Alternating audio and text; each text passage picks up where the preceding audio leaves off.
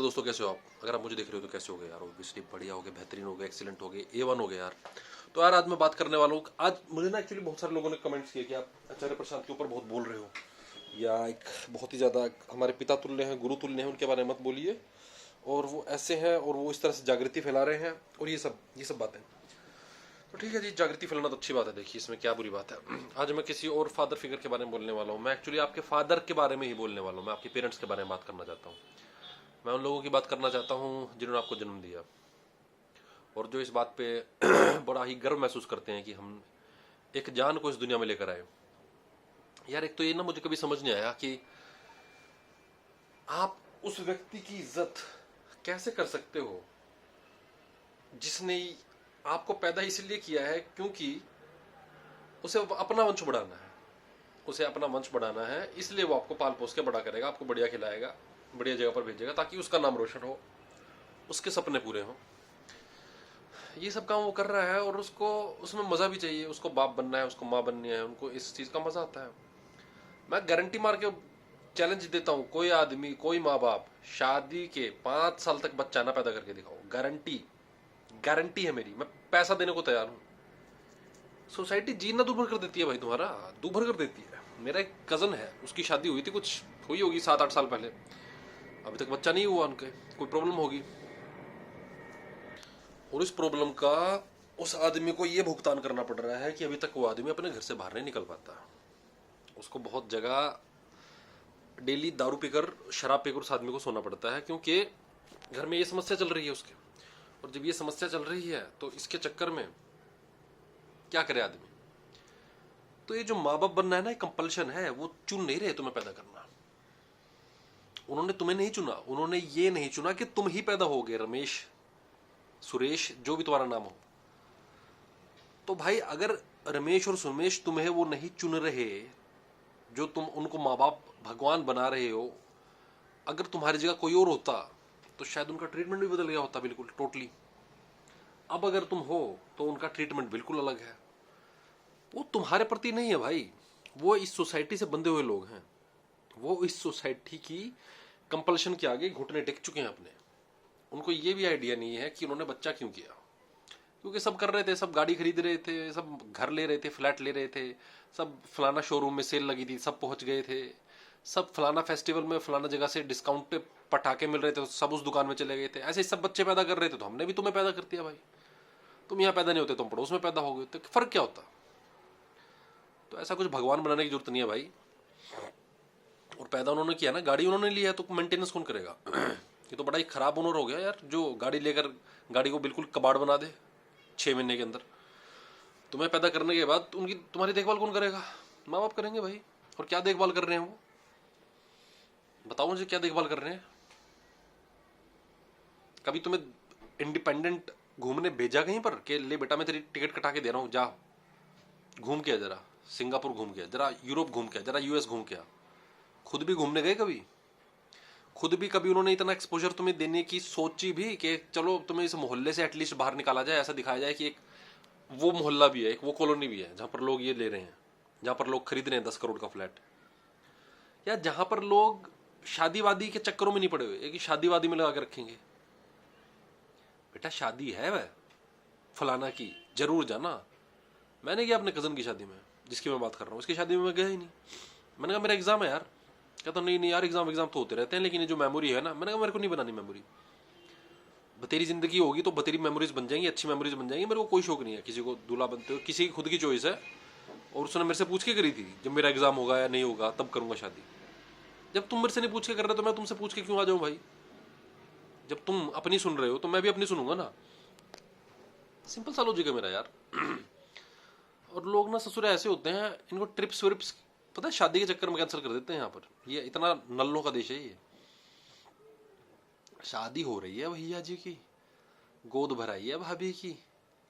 भाई नहीं यार, हमारे तो घर में आज राम उसकी कथा है, रामनवमी की कथा है, साईं बाबा की कथा है, इस्कॉन वाले आए हैं, माता का जगराता है, हम तो वहां पर नहीं जा पाएंगे, उस ट्रिप पर कैंसिल कर दो। इनके ये रीजन होते हैं ट्रिप कैंसिल करने के। सोचो, शादी, गोद भराई, जिसकी गोद भर रही है वो भी किसी और की पत्नी है, जो गोद में है वो भी किसी और का बालक है, जो भरने आई है उनको भी कोई लेना देना नहीं, ना उससे ना उसके बालक से, उनको भी एक सोसाइटी के तहत वो आ गई बेचारी कंपल्शन टाइम पास करने, और करेंगी क्या बेचारी। अब बच्चा हो गया, पैदा हो गया, फिर जनेऊ संस्कार आ गया। इंडिया में तो ये चलता रहता है, नवरंगी पचरंगी कार्यक्रम अचार की तरह। मैंने देखे हैं लोग यार, ऑस्ट्रेलियंस, यूरोपियंस इतनी दूर दूर की यात्राएं करते हैं, ऐसे घूमने निकल जाते हैं बैग पैक करके, और यहाँ के नल्ले इतने लल्लू, इतना लल्लू बनाते हैं ना, यहाँ के माँ बाप बच्चों को इतना लल्लू बनाते हैं।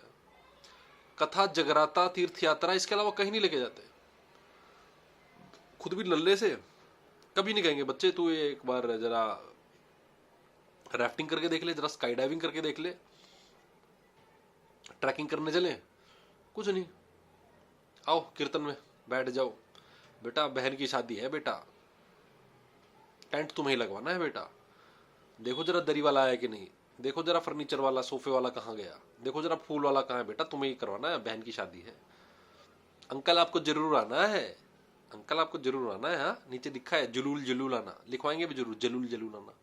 हालांकि भतीजा ना भी हो, पड़ोसी का भतीजा, उसका नाम भी लिखवा देंगे, लेकिन जलूल जलूल आना क्योंकि सब लिखवा रहे हैं तो हम भी लिखवा देंगे। भतीजा नहीं है, जलूल जलूल जलूल जलूल का जुलूस जरूर निकालना है इनको।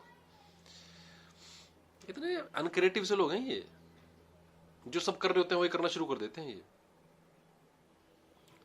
नल्ले लोगों के द्वारा पैदा हुए हो तो नल्ले बन के रह जाओगे, क्योंकि वो खुद भी वैसे ही हैं भाई, उनकी कंपल्शन है, उनकी मजबूरी है तुम्हें नल्ला बनाना भाई, वो कुछ और बना ही नहीं सकते, कुछ नहीं बना सकता ना भाई। एक सांप के पास अगर तुम बैठे तो क्या बनाएगा वो तुम्हें, सपोला बनाएगा, शेर शेर बनाएगा। तो थोड़ा सा डिटैच होकर देखना शुरू करो अपने माँ बाप को, वो एक्चुअल में क्या है। जब तक उनको डिटैच होकर अपना मोह उनके प्रति कम करके देखो नहीं कि यार आदमी कैसा है यार, ये बिल्कुल ऐसे ही है क्या, अपने जैसे बना रहा है क्या, मुझे भी अपनी कॉपी बनाने की कोशिश कर रहा है क्या, तो डिटैच हो जाओ।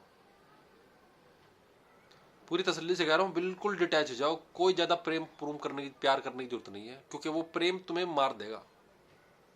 दुर्योधन कभी देख पाता ना कि धृतराष्ट्र उसका कितना नुकसान कर रहा है, भीष्म पितामह, उसकी मां कुंती अंधा बन के उसके सारे दुर्गुणों पर कैसे उसने पट्टी फेरी हुई है, कैसे उसको बर्बाद कर रही है।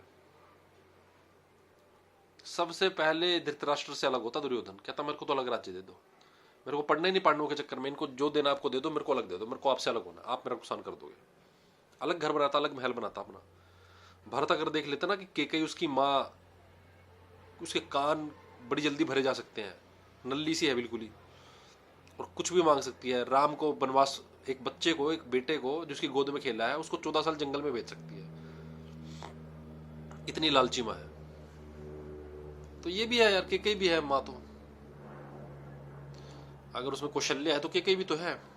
क्या सभी माँ बाप की पूजा हो जानी चाहिए तो केकई के भी पैर पकड़ो यार फिर, और क्या, बढ़िया सा हार चढ़ाओ, उसके तिलक लगाओ बढ़िया सा उनको, और पड़े रहो उनके चरणों में। माता धन्यवाद आपका, आपने हमें जंगल भेजा 14 साल के लिए, बहुत बहुत कृपा आपकी। तो इस तरह की बातें जो है भाई, ये माँ बाप करते रहते हैं बच्चों के साथ। माँ बाप होने का एक तो भगवान बना दिया उनको। भगवान क्यों बनाया, भगवान बनाने का कारण है बहुत बड़ा। रामायण पूरी की पूरी एक बागबान है, उसमें बाप ने माँ ने जो भी किया हो बच्चों के साथ वो पर्दा डाल देते हैं पूरी उस पर। एक बच्चे को आप वनवास भेज रहे हो, अपने जिगर के टुकड़े को आप जंगल में जंगली जानवरों और राक्षसों के बीच में रहने के लिए भेज रहे हो, आपको उस बात की तो शर्म छोड़ो। आप उस बच्चे को मतलब पूछना तो आना दूर, उसके बाद आप उसके वियोग में भी तड़प तड़प के मर रहे हो। अरे यार, मतलब आप ये भी तो कर सकते हो भाई, किसी की सेंटिमेंट्स, भावना हर्ट हो जाए तो हो जाए भाई, लेकिन मेरे अकॉर्डिंग जो पूरी की पूरी व्यथा है ना, ये रामायण की, ये इसलिए है क्योंकि एक अच्छा डायलॉग नहीं कर पा रहे हैं वो लोग, आपस में बैठ के बात नहीं कर पा रहे हैं। उनको बात करना चाहिए। वह 14 साल की जगह 14 दिन काट आते हैं, या एक सिंबॉलिक काट आते हैं, या यार तुम मेरे पुत्र हो, बेटे हो तुम मेरे। और जो भारत है वो भी बैठना नहीं चाहता गद्दी पर, कोई जो जनता है वो भी तुम्हारे साथ है, तो कोई किसी और राज्य में बना देते हैं, किसी और राज्य में, जैसे खांडव परस्त बनाया था वैसे बना देते हैं, श्री राम की एक राजधानी बनाते हैं, वहां पर राम राज्य आ जाएगा। धीरे धीरे करके महीने 2 महीने में एक भी मान जाएगी। It's not that a big deal. लेकिन वही है ना, पूरा का पूरा वो लिखना है, स्क्रीन प्ले तो पूरा करना ही है। कम्युनिकेशन की बात कर रहा हूं मैं। आप कम्युनिकेट नहीं करेंगे अपने माँ बाप से कि आपकी निर्णय गलत है पिताजी, आप गलत काम कर रहे हो, आप फाइनेंशियल डिसीजंस गलत लेते हो, आप सारे के सारे पैसे फूक देते हो ब्याह में, इतने पैसे फूक देते हो गाड़ी लेने में, घर बनाने में, नहीं जरूरत इनकी भाई। आप बना लो एक पूरा अपना इमारत बना के रख लो, आप दिल्ली जैसे शहर में, नोएडा जैसे शहर में आप बना के रख लो। पोल्यूशन इतना फट जाएगा, फिर आपको छोड़ना पड़ेगा वो। भाई अगर बनाना ही है तो कम से कम ऐसी जगह पर फार्म हाउस ही बना लो जैसे धर्मेंद्र पाजी ने बना रखा था। तो माँ बाप कहाँ से लॉजिकल होते हैं, या कोई उम्र होने की वजह से अगर अगर तुम्हें लग रहा है कि भाई वो बड़े समझदार हैं और नल्ले नहीं है, तो भाई फिर तुम भी वैसे ही हो। टू बी ऑनेस्ट, जिन लोगों को ये कोई कमी नजर नहीं आ रही ना अपने माँ बाप में, या तो उनके माँ बाप एक्चुअल में बहुत ही कूल हैं, या फिर वो बच्चे ही नल्ले हैं। भाई अगर तुम्हें अपनी प्रीवियस जनरेशन में कोई खोट नजर नहीं आ रही, तो इसका मतलब खोट किस में है? प्रीवियस जनरेशन कैसे डेवलप होगी तुमसे भाई? प्रीवियस जनरेशन जिसके पास ना इंटरनेट है ना किताबें थी इतनी, अब तो भारी मात्रा में पीडीएफ और फॉर्मेट और पता नहीं क्या क्या अवेलेबल है, ऑडियो बुक्स अवेलेबल है। तुमसे ज्यादा ज्ञान उनको कैसे हो रहा है? अगर उनको, तुमको अभी भी तुम उनके अंडर हो, तुम्हें लगता है कि उनके निर्णय ज्यादा बेटर है या वो ज्यादा लॉजिकल बात कर पाते हैं तुमसे, तो तुम हो भाई, तुम फिर सुनने के लिए ही हो। सुनो फिर, चोमू बन के चोमुओं की सुनो, करवाओ अपनी शादी जहां वो करवा रहे हैं। मैं नहीं कह रहा तुम्हारी की हुई शादी बड़ी सक्सेसफुल हो जाएगी, या खुद से कोई डिसीजन लोगे तो वो फेल नहीं होगा, पर एटलीस्ट वो तुम्हें सिखाएगा तो सही। तुम्हारे माँ बाप ने कोई डिसीजन ले लिया, तुम उससे सीखोगे क्या? वही शादियों के फेरे लगाते रहोगे। भैया जी टेंट लगा देना भैया, राजा बैंड जी, एक भैया गाना हमारे टाइप का भी गा दो यार। यार एक धर्मेंद्र वाला भी गा दो यार, वो जो फूफा जी हैं उनका जरा नागिन डांस हो जाता है उस पर, जट्टे मला पगला दीवाना पर। अरे भैया वो देखो वो प्रपोज कर रहे हैं उनको, वहां पर एक वीडियो बनवा लो ना अच्छी सी। तो ये भाई मतलब मैं तो टू बी ऑनेस्ट मैं कहता हूँ कि शादियों में भी मत जाओ, खास करके जो नल्ले लोगों की, लोअर मिडिल क्लास और मिडिल क्लास के लोगों की शादी होती है ना, खास करके जो मिडिल क्लास की शादियों में बहुत ही ज्यादा लो आईक्यू के लोग मिलेंगे तुम्हें, बहुत ही लो आईक्यू के लोग। आधी आंटियां वहां पर अपने दामाद ढूंढने आई हैं, आधे अंकल अपने होने वाले दामाद जी का चेहरा देखने आए हैं। इनफैक्ट लड़कों को कहा भी जाता है कि इनके जो छोटी कम्युनिटीज होती है ना, जैसे पारसी हो गए, मुस्लिम हो गए, ईरानी हो गए, उनमें तो कहा जाता है, सरदार अपने हो गए, कि फला आदमी के पास थोड़ा सा आसपास घूमो, इसके देखो इनकी ये भी अपना दामाद ढूंढ रहे हैं। माँ बाप कहते हैं लड़कों को, बेटा जरा यहीं पे आसपास रहना, अंकल के आसपास रहना, थोड़ा सा इनको हाय लो करो, पैर वैर छू उनके, थोड़ा सा इनको देखो क्या खाना है इनको, उनको देखो रसगुल्ला कम पड़ रहा है क्या बेटा, गुलाब जामुन देखो इनके मुंह में डालो यार, तुम क्या होने वाले, तुम दामाद हो यार, कमाल है यार, कमाल है। फॉर्मेलिटी करोगे अपने ससुर जी से यार। तो इस तरह से पटाया जाता है ससुर जी को। तो ये पटने पटाने के चोंचले हैं सारे के सारे शादी वादी। और है क्या शादी वादी? क्या है, दो लोग किस लिए मिल रहे हैं सबको नहीं पता क्या किस लिए मिल रहे हैं? उसको कुछ भी नाम दे दो, मंत्र मंत्र पढ़ दो, थोड़ा सा सैक्रेड बना दो उसको। ओ मंत्र पढ़ दिए, 7 फेरे ले लिए, अग्नि जला दी, संस्कृत में कुछ बोल दिया तो पवित्र हो जाएगी वो चीज। इतना तामझाम बना देते हैं इस चीज को इतने सारे लोगों के बीच में, मतलब दो लोग जिनकी आपस में नहीं बननी वो इतना पिसते हैं। मतलब इंडिया में जितने ज्यादा लोग पिसते हैं ना शादियों में, मैंने कहीं नहीं देखे वो लोग, इसके अलावा, इस देश के अलावा।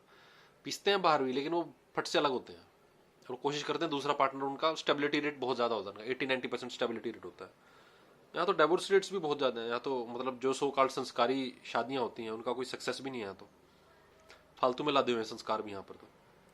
तो ये नल्लापना है शादियों का और कुछ नहीं है। ये बड़ों के द्वारा जो तुम्हारे कंधे पे रखकर वो बंदूक चलाते हैं ना शादी की, बेटा ये तो तुम्हारे लिए कर रहे हैं हम, तो तुम्हारा घर बस जाएगा।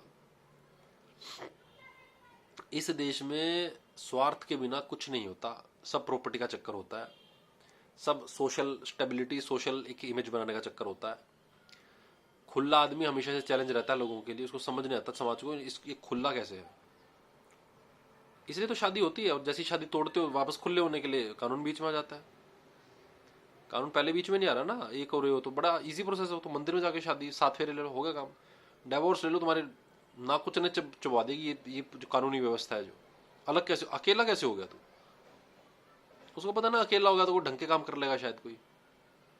और शादी को ऐसा बना रखा है इन लोगों ने, मतलब इतना हुआ क्रिएट कर रखा है इसका शादी का, कितने ही लोग फालतू का प्रेशर झेलते हैं फैमिली का, फालतू का प्रेशर परिजनों का, सो कॉल्ड रिलेटिव्स का। ब्लडी रिलेटिव्स जो होते हैं ना, ब्लड रिलेटिव्स, जिनको मैं ब्लडी रिलेटिव्स बोलता हूँ, खून चूस जाते हैं। लड़कियों का तो पूछो ही मत, लड़कियां तो मार मूर भी नहीं सकती, गाली बोली भी नहीं दे सकती। अपने जैसा तो बहुत गाली दे सकता है, पीट सकता है, लड़की क्या करेगी? कुछ नहीं, सुनती रहती है बेचारी। अरे इसकी तो शादी नहीं हुई, इसकी तो इस वजह से नहीं हुई, अरे ये तो मोटी है, अरे इससे कौन शादी करेगा, इसका तो कैरेक्टर ऐसा है, ये तो चार चार लेके घूमती है। घूमती भी हो तो मुझसे क्या लेना देना? ना तुम्हारे हाथ से खा रही वो, ना तुम्हारा पैसा ले रही वो। तो ये बड़ा ही सामाजिक, सो कॉल्ड सामाजिक, सूडो सामाजिक कहता हूं मैं तो इसको। सामाजिक भी नहीं है, किसी की हेल्पफुल तो होते नहीं है, सूडो सामाजिक है ये। गप्पे मारने तक इनकी औकात है। उसी शादी में कढ़ाई पनीर जिसमें खाया उसी में थूक देते हैं कि यार पनीर तो नकली है। अरे दही बल्ले में तो भल्ले बहुत हार्ड बने हैं गुप्ता जी, रहने दो, इससे अच्छा तो आगे खा लेंगे यार, चांदनी चौक पर जाकर खा लेंगे। आप बताओ यार, यहाँ पर खाओगे? अब दांत में ऐसा लगा कंकड़ आ गया। बताओ, दही बल्ले ना बनाने यार इनको शादी में, शादी करवाएंगे ये लोग। ये है शादियां इनकी। इस तरह के नल्ले और लो आईक्यू वाले लोग आते हैं इनकी शादियों में, इन माँ बाप वाली शादियों में जो ये करवाते हैं। तो भाई ये सारे के सारे चक्कर जो है माँ बाप से शुरू होते हैं। माँ बाप को इज्जत जो फालतू में देते हो ना तुम, ये जो देश की दुर्गति हुई पड़ी है ना, ये सड़कों से लेके बिजली से लेके पोल्यूशन तक, ये नहीं माँ बाप की देन है। मजाक नहीं कर रहा हूँ, इन्हीं माँ बाप ने सबको घरेलू बनाया है तुम्हें। आज्ञाकारी बनो, सर पे पल्लू लो, ये सब आज्ञाकारी देश के नपुंसकों के लक्षण है सबके सभी। कहीं से रिवोल्ट की भावना आ भी जाए तो उसकी ऐसी तैसी कर दो। डिजिटल रिवोल्ट भी मत करो, डिजिटल सिग्नेचर कैंपेन तो चला दो कम से कम। मैं तो इन बाबाओं को, आचार्यों को कहता हूँ यार, डिजिटल सिग्नेचर कैंपेन तो चला दो। वो भी नहीं चलेगा। और वेगनिज्म का इतना ही जोर है तो चलवाओ एक डिजिटल कैंपेन। एक दुकान तो बंद करवा दो दिल्ली में। जाओ किसी मुसलमान मोहल्ले में और कसाई का एक दुकान बंद करवा के दिखाओ, मान जाऊंगा तुम्हारा वेगनिज्म। बोलने में क्या जा रहा है, किताब छपवाने में क्या जा रहा है? बोल दो उसकी किताब छप गई, बोल दो 400 लोगों ने लाइक कर दिया। नहीं लाइक करोगे तो 4,000 दोगे एक एडिटर को पर शॉट के, वो एडिट करके बढ़िया सा चमका देगा, 4 लाख व्यूज उसमें आ जाएंगे। क्या है उससे, क्या फर्क पड़ गया? उतना ही कार्बन तुमने इम्प्रिंट छोड़ दिया अपने व्यूज और अपने शॉर्ट्स के चक्कर में। मत बनाओ अपनी वीडियोस, क्यों? कार्बन बचा लो भाई।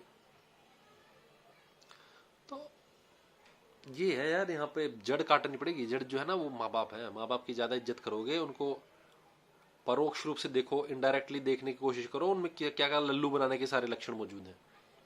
तुम्हें अगर वो ज्यादा आज्ञाकारी बना रहे हैं और तुम्हें दिखता है कि तुम्हारा बॉस तुम्हारी बखियां उधेड़ रहा है, तो आज्ञाकारी मत बनो। तुम्हारे माँ बाप तुम्हें कहीं का नहीं छोड़ोगे। तुम एक अलग एंटिटी हो ऑल टुगेदर, तुम्हारी आइडेंटिटी बिल्कुल अलग है तुम्हारे माँ बाप से। तुम्हारे माँ बाप जैसे बनना है तो जिंदगी भी वैसी जीनी पड़ेगी भाई, वैसी जी लो, या तो जी लो जो ज्यादा मजा आ रहा है उनको देख के। तो फिर तो वैसे ही जियोगे ना, फिर तो तुम्हें लगेगा ही नहीं यार मैं कुछ अलग बनूं या कुछ अलग पहचान बनूं, कुछ अपना जीऊं, अपने लिए जीऊं, खुल के जीऊं, आजादी से जीऊं। कहां से लोगे वो चीज? वो एम्बिशन ही नहीं आएगा तुम्हारे अंदर कभी, अगर तुम देख ही नहीं पा रहे। तो दृष्टि ही सृष्टि होती है ना। दृष्टि जो है तुम्हारी, अगर तुम देख ही नहीं पा रहे उनको क्लियरली, ट्रांसपेरेंटली कि इनमें खोट है बहुत सारी, यार मेरे जन्मदाता है लेकिन बहुत बहुत पीछे हैं ये दुनिया के स्टैंडर्ड, इंटरनेशनल स्टैंडर्ड से, तो एक घंटा मिलेगा तुम्हें तुम्हारे बाप से? कुछ नहीं मिलेगा। तो इसलिए मैं कह रहा हूं, निकलो चंगुल से। हंसा उड़ चला अकेला। और ये तो कबूतर वबूतर भी कर देते हैं यार। यहाँ पर मेरे कबूतर ने एक बच्चा पैदा किया हुआ है, वो बच्चा जब से लगातार उसकी कोशिश है उस कबूतर की कि इसको उड़ना सिखाया जाए। 7वें 8वें 6ठे फ्लोर पे उसको ले जाके बढ़िया 5वें फ्लोर पे ट्रेनिंग दे रहा है वो। उसकी कोशिश यही है कि किसी तरह से ये उड़ना सीख जाए। ये कबूतर के बच्चे महीने 15 दिन के अंदर शुरू हो जाते हैं। तुम्हारे माँ बाप जो तुम्हें छाती से चिपका के रखते हैं ना, जब तक वो मर ना जाए, जब तक जायदाद के बंटवारे ना हो जाए, तो तुम्हें वो लंगड़ा बना रहे हैं और कुछ नहीं कर रहे। तुम्हें विकलांग बना के छोड़ देंगे अपने जैसा, अपना जीरोक्स। और माँ बाप कभी भी तुम्हें स्वतंत्र नहीं देखना चाहते। माँ बाप कभी भी तुम्हें उड़ता हुआ या कभी भी तुम्हें तुम्हारी जिंदगी तुम्हारी मर्जी से चलते हुए देखना नहीं चाहते। वो कंट्रोल करना चाहते हैं तुम्हें, सिर्फ कंट्रोल। जब तक उनके कंट्रोल में रहोगे बढ़िया रहोगे।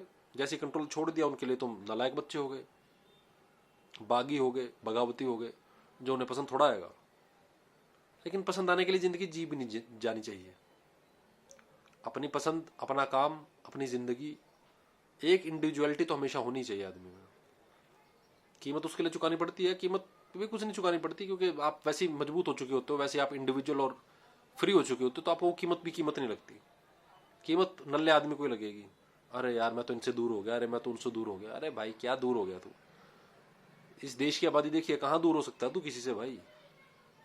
टॉक्सिक लोगों से दूर हो जाओ, उसमें तो बेहतरी है, उसमें तो भलाई है। बल्कि अगर कोई चीज टॉक्सिक ही है, जहरीली ही है, तो तुम्हारे फेफड़े ही खराब करेगी ना। फेफड़े साफ करने के लिए, खून साफ करने के लिए तो उस जगह से बहुत दूरी बनानी पड़ेगी। वो तुम्हारे माँ बाप हैं, हो सकते हैं, ना है तो बहुत बढ़िया बात है, तुम्हें आगे लेकर जाते हैं तुम्हारी ग्रोथ में। एक बहुत बड़े क्या बोलते हैं उसको, केमिस्ट्री में क्या होता है यार वो, आई डोंट नो, एक एजेंट होता है जो कि एम्पलीफाई कर देता है किसी रिएक्शन को। तो अगर वो उस एजेंट का काम कर रहे हैं, उस रिएक्टिव एजेंट का अगर वो काम कर रहे हैं, तो बहुत बढ़िया यार, ऑल द बेस्ट, बहुत बढ़िया, ऑलरेडी तुम आगे हो। तो वही है यार। अब इंडिया में ज़्यादातर पेरेंट्स नहीं है, वैसे इंडिया में ज़्यादातर पेरेंट्स बहुत ही लिमिटेड माइंडसेट से सोचते हैं, बहुत ही लिमिटेड ग्रोथ की बातें करते हैं, आस पड़ोस की उसी चक्करों में उलझे रहते हैं, उसी में ज़िंदगी ख़त्म हो जाती है उनकी। इन चक्करों से निकलो और आगे बढ़ो। धन्यवाद। और वीडियो लगाओ तो कमेंट कर देना, और कौन सा व्यू या कौन सा थॉट आपको पसंद आया तो उसके बारे में मुझे बता देना, ताकि मैं जान सकूं कि आपको आगे किस तरह का कंटेंट जिस पर हम डिस्कस कर सकते हैं या बना सकते हैं। और अपने थॉट्स हमेशा बताया करो मुझे, किसी चीज़ में कोई कंट्राडिक्शन भी हो तो वो भी बताया करो, ताकि हम एटलीस्ट बात कर सकें, डिबेटेबल कमेंट में भी कुछ बात कर सकें और आगे बढ़ सकें। आपकी कोई बात मुझे पसंद आएगी तो मैं डेफिनेटली उसको इंक्लूड करूँगा। धन्यवाद, थैंक यू, वंदे मातरम।